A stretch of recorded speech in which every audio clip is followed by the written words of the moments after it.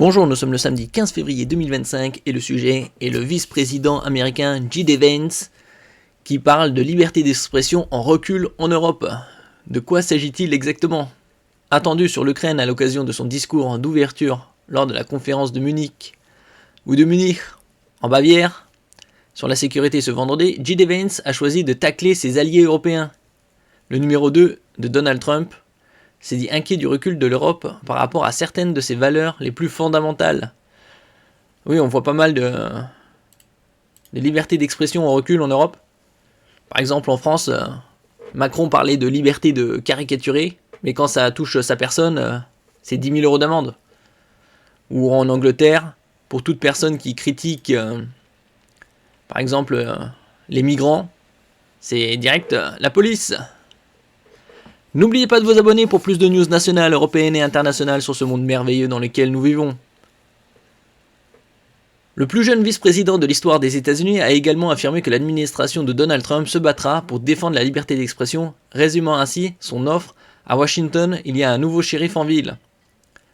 Plus que la Russie, la Chine ou un autre acteur externe, a-t-il dit, ce qui m'inquiète, c'est la menace de l'intérieur, le recul de l'Europe par rapport à certaines de ses valeurs les plus fondamentales, valeurs partagées avec les États-Unis d'Amérique.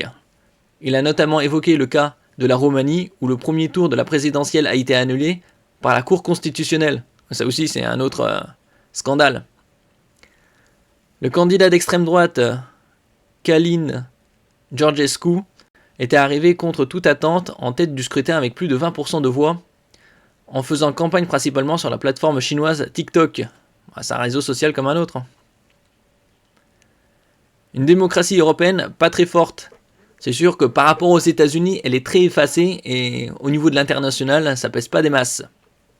La décision d'annuler cette élection s'est faite sur la base des faibles soupçons d'une agence de renseignement, a estimé J.D. Vance, dénonçant une énorme pression sur la Roumanie de ses voisins continentaux.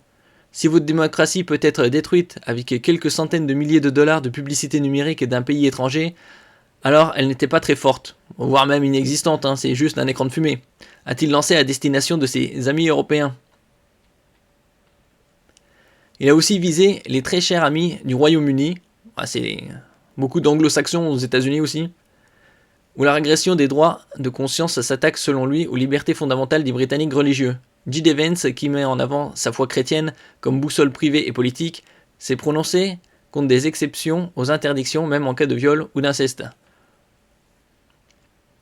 Autoriser nos citoyens à exprimer leur opinion rendra les démocraties encore plus fortes, a-t-il dit, reprochant aux organisateurs d'avoir interdit l'accès à la conférence de Munich des élus des partis populistes. C'est ça le problème avec les démocraties européennes, c'est la démocratie mais avec quelques exceptions. C'est comme la diplomatie. On discute avec tout le monde, sauf avec certains, par exemple la Russie, non, on va faire parler la poudre.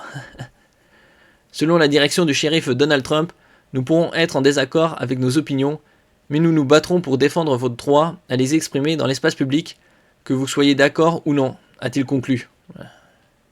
C'est ça la liberté. Merci pour votre écoute et à la prochaine.